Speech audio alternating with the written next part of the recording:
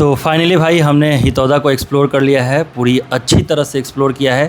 कुछ एक चीज़ें हैं जो हम एक्सप्लोर नहीं कर पाएँ, तो नेक्स्ट टाइम जब हम आएंगे तो उन चीज़ों को एक्सप्लोर करेंगे।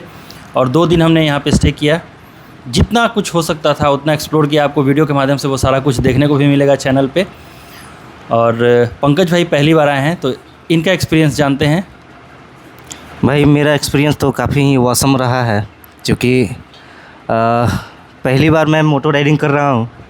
और इससे पहले मैं ऑलरेडी मैं वीडियो में बता भी चुका हूँ कि मैक्सिमम मैं 40 किलोमीटर का सफ़र तय किया था।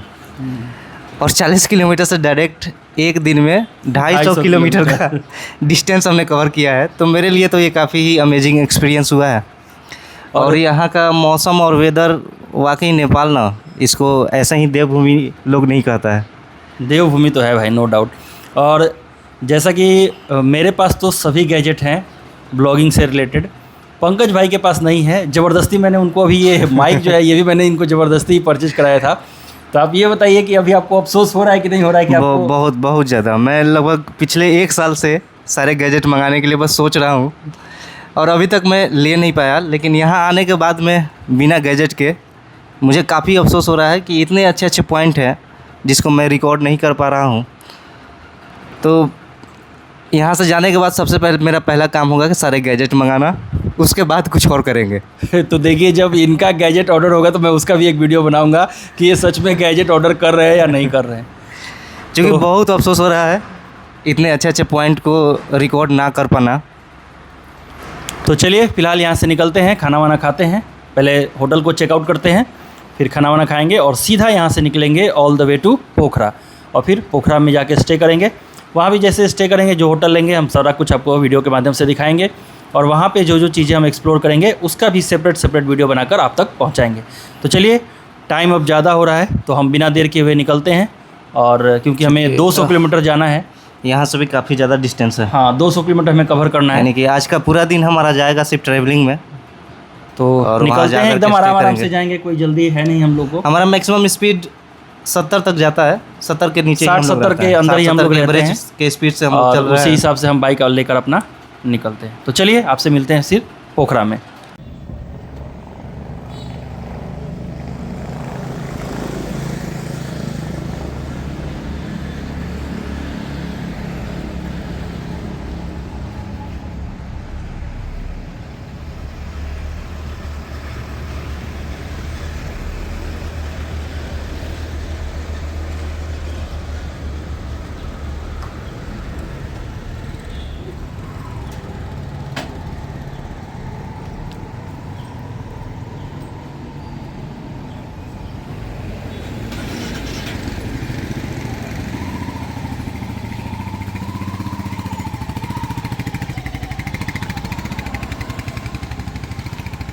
तो चलो भाई, फाइनली चेकआउट कर लिया है हमने अपने होटल से और अब हम निकलेंगे पोखरा के लिए।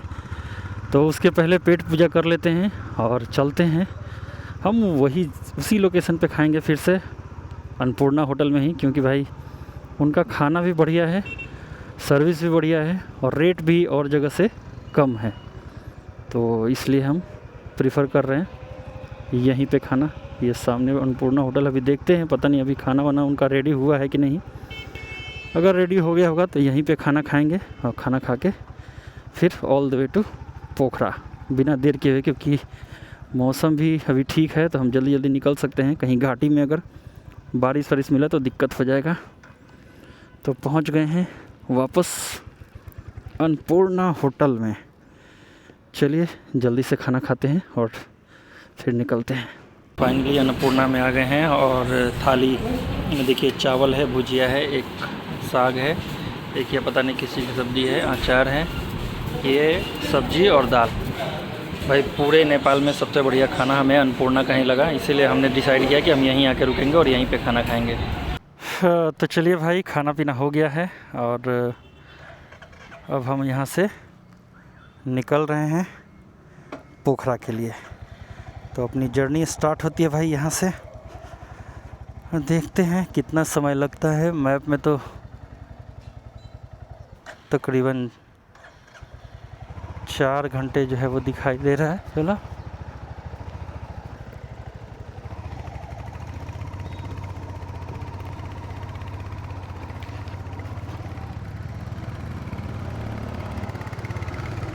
ये फाइनली, और इसके पहले जो हम कार से गए थे सेम वही रूट हम पकड़ रहे हैं। बुद्धा चौक से राइट लेंगे और राइट लेके एकदम स्ट्रेट नारायणगढ़ होते हुए हम पोखरा के लिए निकलेंगे। पहले भाई फ्यूल अप कराना पड़ेगा, 2 रह गई है, 304 किलोमीटर जो है वो चल चुकी है।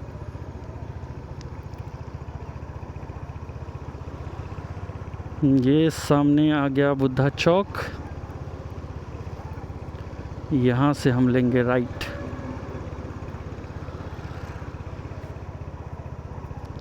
ये चौक भाई फेमस है और इस चौक की वजह से हमें बहुत सारी चीज़ें जो हैं वो आसानी से मिल गई।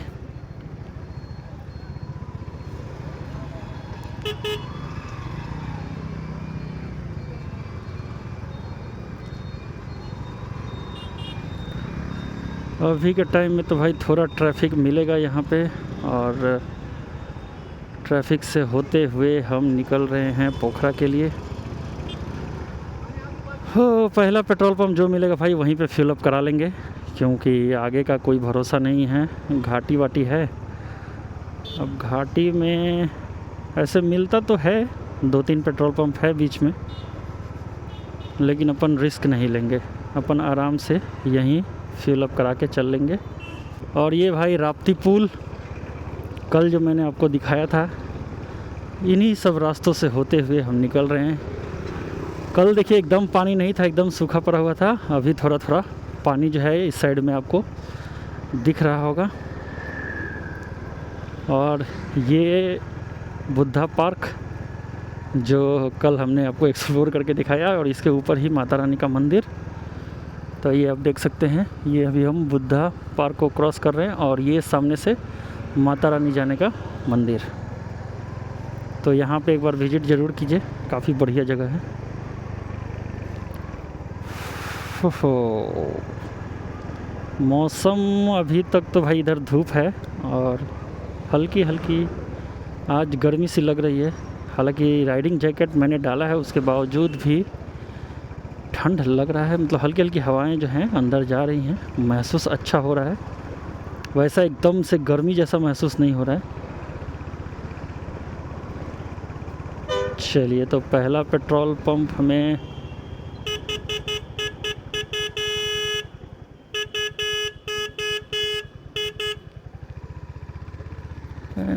यार,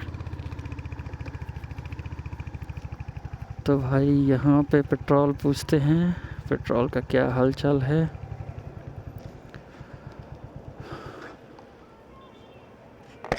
कितना? 215।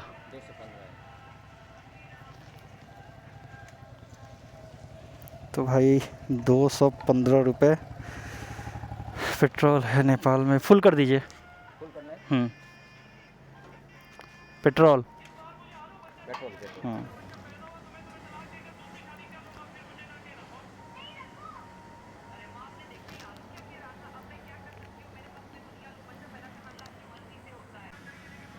नहीं, अलग अलग टैंक फुल कर दो, वो आइडिया हो जाएगा। 1715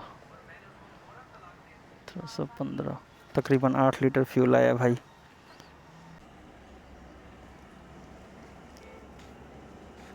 ये दूसरा दे दो ना।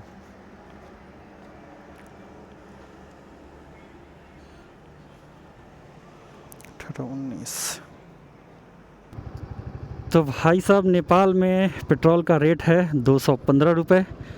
पेट्रोल हमने पूरा टैंक फुल करा लिया। और भाई अपनी बाइक जो अभी चली हुई है टोटल 306 किलोमीटर चली है और अभी 8 लीटर पेट्रोल इसमें आया है।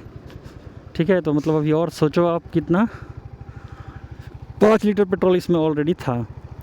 तो 306 से अगर हम डिवाइड करें, 306 को अगर हम 8 से डिवाइड करते हैं तो टोटल हमारा पेट्रोल कितना होता है, एक बार एवरेज निकाल के देखिए। 3 8 3 का 24 और इधर आ गया 6, उधर बचा 6, 8 8 64, मतलब 38 का माइलेज भाई अपनी बाइक ने दिया है, जो कि बहुत बढ़िया है भाई। कोई दिक्कत नहीं है। इतना अपन 35 तो एक्सपेक्ट ही कर रहे थे, लेकिन 38 का इसने निकाल के दिया है। तो बहुत बढ़िया एवरेज है। और इतने में अभी टैंक हमने फुल करा है तो हम पोखरा आराम से पहुंच जाएंगे। 200 किलोमीटर हमें जाना है, तो मुझे लगता है कि जाके हम वापस भी आ जाएंगे। एक बार और फ्यूल अप कराना पड़ेगा घर तक जाने के लिए। तो नहीं, घर तक जाने के लिए तो भाई हमें 2 बार और फ्यूल अप कराना पड़ेगा। तो देखते हैं इस रूट में माइलेज जो है वो बढ़ता है या घटता है। तो भाई जिसका डर था वही हुआ। आप देख सकते हैं बारिश मिल चुकी है और पंकज भाई अपना रेनकोट लाना भूल गए हैं। मेरे पास तो रेनकोट है। और सामने देखिए भाई, ये नदी में पानी जो है वो किस तरह से निकल रहा है तेज़ी से। और ये सामने की तरफ हमारी बाइकें जो हैं वही भीग रही हैं।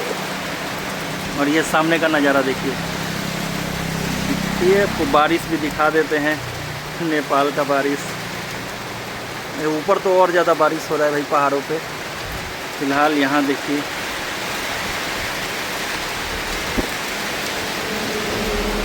और भाई यहाँ पे हम आके एक शेड में छुपे हुए हैं। बेचारी ये भी परेशान होंगी कि कौन आ गया। और ये बाहर का नज़ारा देखिए, जहाँ हम रुके हैं वहाँ से नज़ारा कितना बढ़िया दिख रहा है।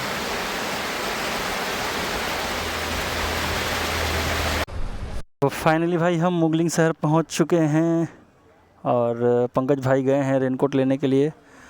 शहर बिल्कुल बदला नहीं है, सेम वैसा का वैसा है। सामने पहाड़, हाँ पहले से दुकानें थोड़ा और ज़्यादा हो गई हैं। और हमें इस तरफ जाना है, इधर से हम जाएंगे सीधा पोखरा। तो चलिए जैसे ही वो लेकर आते हैं, ये जो चौक है ये है मुगलिंग चौक, यहीं से हमें सीधा पोखरा के लिए निकल जाना है। तो इधर तो बारिश नहीं है, तो देखते हैं थोड़ा आगे चलते हैं। अगर बारिश नहीं होगा तो ये रेनकोट वगैरह जो है वो हम खोल देंगे। तो भाई अभी हमने तीनों मौसम देख लिया, गर्मी भी देख लिया, ठंड भी देख लिया, बारिश भी देख लिया। अभी जस्ट पूरा रेन कवर वगैरह सब उतार कर और फ्री हुए हैं, थोड़ा सा हवा लग रहा है। अब हम जा रहे हैं पोखरा की तरफ। मुगलिंग से हमने लेफ़्ट ले लिया है और straight all the way to Pokhara. और चलिए आपको भी घुमाते हैं भाई पोखरा। बहुत दिनों से इंतज़ार था। पीछे व्यू देख सकते हैं, पहाड़ वहाड़ कितना सुंदर दिख रहा है। चलिए बिना देर के हुए सीधा निकलते हैं यहाँ से। और हमें तकरीबन 100 किलोमीटर जाना है, जल्दी से कवर करते हैं। और टाइम अभी बज रहा है 2, तो जैसे ही वहाँ पे पहुँचते हैं तो आपको अपडेट देते हैं। चलिए। तो भाई एक और व्यू देखो कितना बढ़िया सामने आया है। ये सामने की तरफ आपको नदी नीचे की तरफ दिखाई दे रही होगी, उस तरफ। वो बहुत ही बढ़िया व्यू है, एंजॉय करते हुए चलिए। और ये सामने एकदम खड़ी पहाड़, राइट साइड में नदी, लेफ्ट साइड में पहाड़, बहुत ही खूबसूरत उम्दा। डूमे पोखरा नाम है इसका।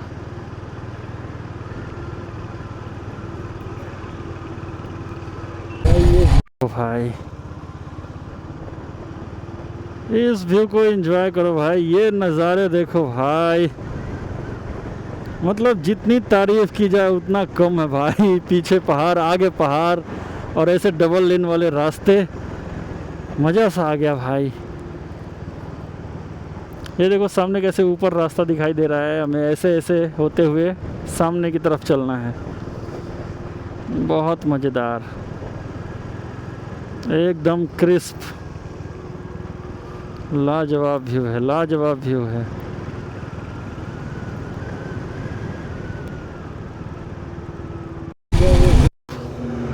तो फाइनली आ गया वो व्यू जिसको मैं बोल रहा था। और हम जब इधर ही हम साइड में रुकेंगे थोड़ा और इस नज़ारे का लुत्फ़ उठाएंगे।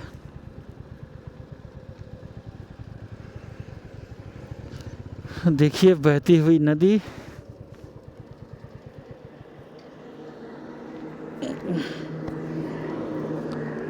और उस टाइम वहाँ धारे पे हमने पानी पिया था। और ये है सामने का व्यू, ये पुल देखिए, देख सकते हैं यही वो पुल था, नीचे नदी है और वहाँ धारे का पानी जो था वो बह रहा था। बट आज यहाँ धारे का पानी नहीं है। हम लोग जब आए थे ना तो यहीं पे रुके थे, ठीक है। और वो जो दिख रहा है ना, वहाँ से धारे का पानी गिर रहा था, वहीं से हम लोग पानी भी पिए थे। तो ये है भाई एक व्यू पॉइंट रास्ते में, पोखरा वाले रास्ते में। हाँ, नदी पे पानी जो है वो काफ़ी तेज़ बह रही है और ऊपर से नीचे की तरफ जो हमें शायद पानी मिला था वो इसी के वजह से मिला था। और ये सामने का व्यू देखिए भाई, और ये अपनी बाइक, मज़ा सा आ गया भाई। चलिए जर्नी को आगे बढ़ाते हैं और चलते हैं आगे की तरफ। लास्ट टाइम जब हम यहाँ आए थे तो रास्ता इतना ज़्यादा ख़राब नहीं था, लेकिन अभी तो रास्ते में बहुत ज़्यादा गड्ढे गुड्ढे हो गए हैं भाई। ये पता नहीं इधर बाढ़ आया था, मौसम ख़राब हुआ था, क्या हुआ था, लेकिन अभी जो है इधर बारिश तो लोग बोल रहे थे कि हल्की फुल्की हुई थी, लेकिन बारिश में इतना ज़्यादा रोड ख़राब हो गया तो थोड़ा आश्चर्य की बात है।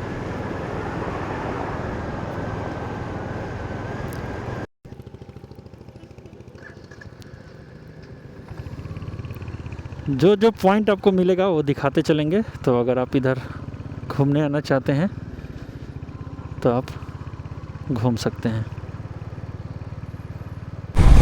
ये देखो कितना बढ़िया जंगल शुरू हुआ है, इस साइड भी और इस साइड भी, और बीच में रास्ता।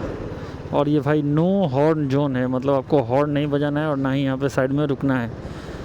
पार्किंग और उसके लिए दोनों के लिए बोर्ड यहाँ पे लगा हुआ है कि आपको ना रुकना है ना ही हॉर्न बजाना है। हालांकि फिर भी लोग रुक रहे हैं, बट बोर्ड यहाँ पे है लगा हुआ। और यहाँ से हिरन, बारहसिंगा वगैरह क्रॉस करता है तो उसके लिए बोर्ड भी बनाया, इसीलिए हॉर्न के लिए शायद इन्होंने मना किया हुआ है। तो उससे जो जानवर हैं वो डर जाएंगे और डर के इधर उधर भागेंगे, शायद इसीलिए नो हॉर्न जोन इसको रखा है। बहुत सुंदर जंगल है भाई, बहुत ही खूबसूरत। तो भाई एक छोटा सा सुसु ब्रेक लिया हुआ है और अभी हमें 60 किलोमीटर और जाना है। ब्रेक लेने का इच्छा नहीं था लेकिन प्यास लग गया था, तो हमने सोचा कि भाई ब्रेक ले लेते हैं और ब्रेक लेके फिर आराम से यहाँ से निकलते हैं। बैकग्राउंड में व्यू आप देख सकते हैं, कितना शानदार व्यू आ रहा है। चलिए पोखरा में इससे भी शानदार व्यू है, आपको दिखाएंगे और एक्सप्लोर करेंगे अपने इसी बाइक से। यहाँ पे बहुत सारा ऑप्शन है, आप बाइक से अगर नहीं आना चाहते हैं तो बस से भी आ सकते हैं, लेकिन हमें चुल मचा था कि हम बाइक से ही जाएंगे, इसीलिए हम यहाँ बाइक से ही आ गए और बाइक से ही हम अपने इस सफ़र को कंप्लीट करेंगे। तो वीडियो में बने रहिएगा, आपको भर भर के एकदम व्यूज़ और नज़ारे देखने को मिलेंगे। के 500 किलोमीटर कंप्लीट हो चुके हैं और हम अभी पोखरा में हैं।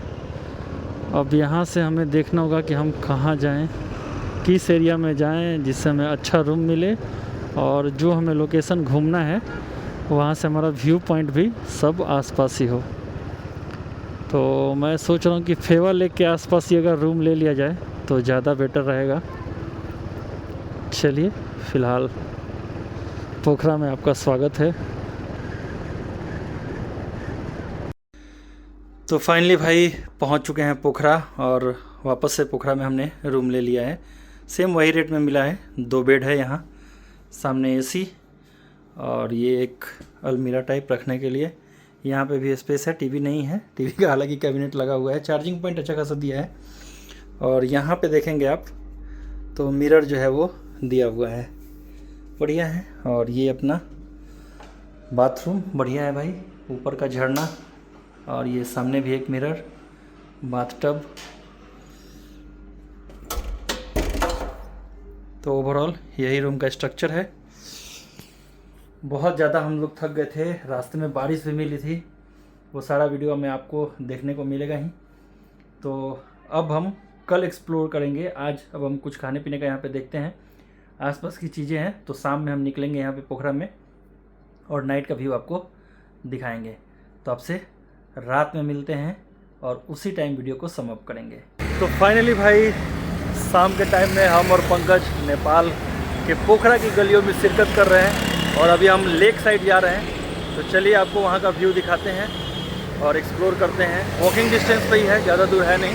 हमने सोचा कि वॉक करते ही चलते हैं, बाइक तो इतना ज़्यादा चला लिया तो अब थोड़ा सा पैदल चलते हैं। और पैदल चलने से क्या होता है कि रास्ता भी याद हो जाता है, तो एक बार जाएंगे आएंगे, आसपास की चीज़ों को देखेंगे, तो इस तरह से एक्सप्लोर करने में ज़्यादा मज़ा आएगा। चलिए चलते हैं। तो भाई मैं आपको एक मस्त सा चीज़ दिखाता हूँ, आपका दिल खुश हो जाएगा। मैंने आपको बोला था ना कि पोखरा से आपको हिमालय का रेंज भी दिखाऊंगा। और ये देखिए, ये आप सामने जो पहाड़ देख रहे हैं भाई, ये सिर्फ सुबह होने दीजिए, इस पर जब धूप पड़ेगा ना तो ये एकदम गोल्डन कलर का चमकता है। बहुत ही खूबसूरत व्यू रहने वाला है। तो अभी आप सामने देखिए, अभी जितना हो सकता है शाम के टाइम में आपको दिखाने की कोशिश कर रहा हूँ। बाकी लेक साइड चलते हैं तो फिर आपको वहाँ दिखाते हैं। फाइनली डैम साइड में हम आ चुके हैं। आइए आपको दिखाते हैं शाम की नेपाल की खूबसूरती। ये देखिए, यहाँ पे पोखरा फेवा लेक थोड़ा सा टूट गया है, इस वजह से लाइट जल नहीं रहा है, बट है बहुत खूबसूरत। तो भाई ये देखिए, शाम के टाइम में व्यू जो है वो कितना बढ़िया आ रहा है फेवा लेक का।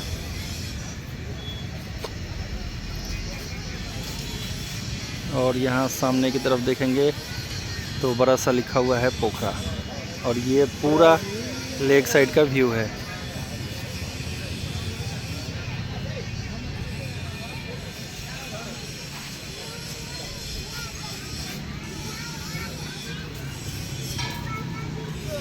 कुछ लोग यहाँ फिशिंग भी कर रहे हैं और कुछ इस तरह का व्यू है सामने का। अब देखिए कितना बढ़िया सीनरी जो है वो दिख रहा है, और सामने इधर नेपाल का झंडा। कुछ पॉइंट भी हैं, सेल्फी पॉइंट, जहाँ पे आप फ़ोटो खिंचा सकते हैं। तो चलिए उस सेल्फी पॉइंट को भी एक्सप्लोर करते हैं।